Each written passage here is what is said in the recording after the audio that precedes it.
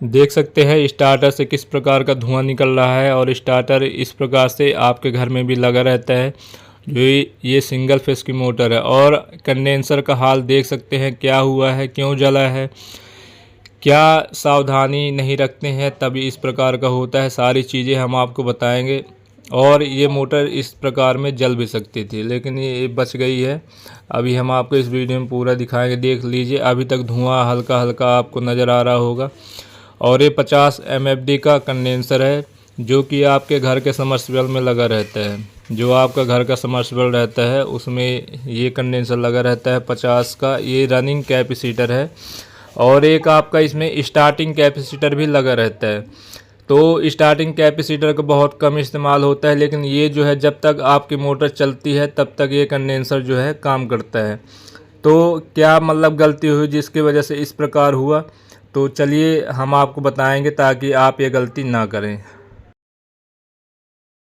तो देख सकते हैं मोटर चालू थी, समर्सिबल से पानी चल रहा था लेकिन धुआं निकल रहा था, आप देख सकते हैं। तो हमने तुरंत ही इसकी MCB जो है बंद कर दी और फिर खोल के अभी आपको हम दिखाएंगे कि इसके अंदर क्या समस्या हुई है।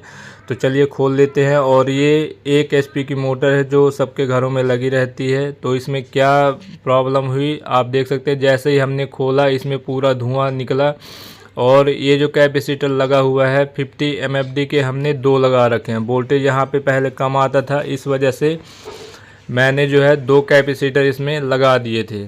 लेकिन आप देख सकते हैं कैपेसिटर की हालत क्या हो गई है। नीचे वाला आपका सही है, नीचे वाला भी 50 का है और ऊपर वाला भी आपका 50। तो आखिर ये क्यों हुआ, क्यों जला ये, चलिए अभी ये हमको ये पता नहीं है कि मोटर अभी चलेगी कि नहीं चलेगी, लेकिन अभी आपको हम पूरा करके दिखाएंगे।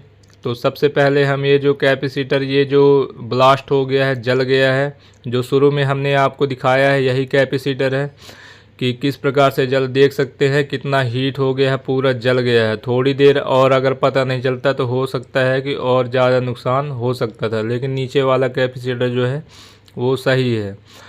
तो इस प्रकार से लगा रहता है और इसमें स्टार्टिंग वाला कैपेसिटर नहीं लगा है, क्योंकि जब कम वोल्टेज रहता है तब स्टार्टिंग कैपेसिटर की ज़रूरत पड़ती है। तो इसमें यही हो रहा था कि कम वोल्टेज था, इसलिए मैंने इसमें 2 कैपेसिटर लगा दिए थे। तो कई लोग ऐसा करते हैं कि जब कम वोल्टेज रहता है तो 2-2 कैपेसिटर लगा देते हैं, लेकिन ये ध्यान नहीं रखते हैं कि मान लीजिए बाद में अचानक वोल्टेज बढ़ जाता है जिसकी वजह से ये समस्या होती है। अगर इस प्रकार का आपका कैपेसिटर जल रहा है तो ये आप समझ जाइए कि वोल्टेज जो है बढ़ गया है और यही समस्या हुई, इसी वजह से ये कैपेसिटर जो है जला। पहले जो है 180-90 करीबन वोल्टेज आता था, लेकिन जब अभी मैंने चेक किया तो इसमें जो है 210 से लेकर 230 वोल्टेज तक अभी प्रेजेंट टाइम में आ रहा है। इसी वजह से ये कैपेसिटर जल गया। तो चलिए हम इसका कनेक्शन कर देते हैं।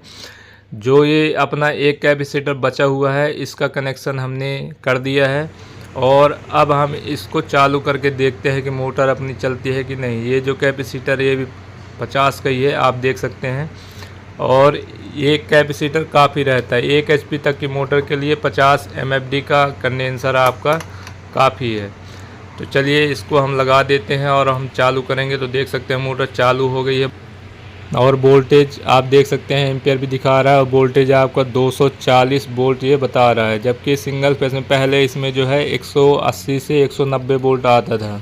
तो चलिए हमने चालू कर दिया है और ये देख सकते हैं मोटर अपनी चालू हो गई है। तो चलिए मोटर हमारी बच गई है, लेकिन अगर ये गलती होती है तो हो सकता है आपकी मोटर में ज़्यादा एम्पियर जाने की वजह, ज़्यादा करंट जाने की वजह से आपकी मोटर भी जल सकती है। तो इस बात का आपको ध्यान रखना है कि अगर वोल्टेज अगर ज़्यादा है तो आपको कंडेंसर अगर आपने ज़्यादा लगाया है तो उसको कम कर देना है।